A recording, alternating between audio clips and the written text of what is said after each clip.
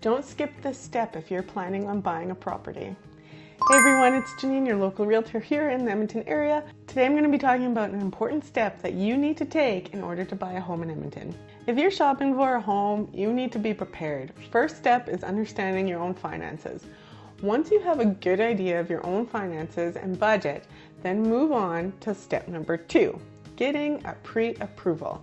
Basically, this is a process that the mortgage lenders use to help you figure out the maximum amount of mortgage you could qualify for and estimate your mortgage payments and lock in an interest rate for a certain period of time. The pre-approval process involves the lender looking at your finances to determine how much they can lend you and at what interest rate. They will ask you personal information, ask for various documents, and run a credit check, but keep in mind, that pre-approval doesn't actually guarantee approval for the mortgage. The final approval comes after you make an offer and send that over to the lender.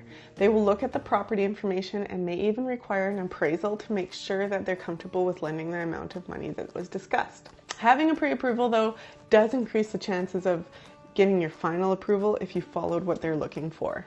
You can get a mortgage pre-approval from either a mortgage lender like a bank or a mortgage broker. Lenders lend money directly to you while brokers find a lender for you.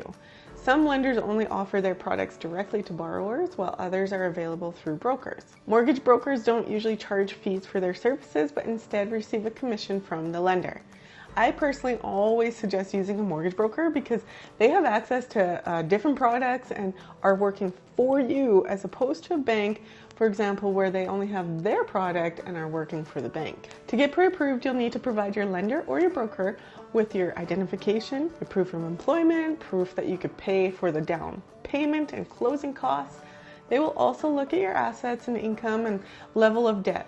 Be prepared to provide financial statements as well as information about any debts or financial obligations you have. When you're pre-approved, remember that pre-approval amount is the maximum you may get for a mortgage, but it doesn't guarantee that you'll get a mortgage for that amount.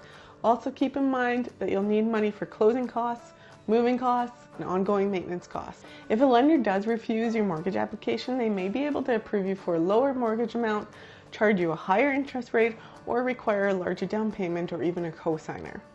When getting pre-approved, be sure to ask your lender or broker about how long they guarantee the pre-approved rate. If you'll automatically get the lowest rate if interest rates go down, and if the pre-approval can be extended. And if there's anything you don't understand, don't hesitate to ask. This is a huge purchase. It's important that you understand everything. Okay, so why is getting this so important anyways? Having a mortgage pre-approval means a few things. It allows you to understand what type of home you should be looking at and at what price range. It sets you up for success. Don't get your heart set on something only to find out you wouldn't be able to get approved. It shows to your realtor that you're actually ready to buy. It can help in offers and in negotiations. For example, if you're in multiple offer situation and you have a pre-approval and the other party doesn't, you'll be looked at as a more serious buyer. Some sellers won't even allow showings unless a pre-approval. Not everyone wants random people in their home if they aren't serious and looking for a home. It also makes the condition period quicker. If you put an offer on a place and you're already pre-approved, you won't need to be running around gathering all the documents. Everything's already ready to go.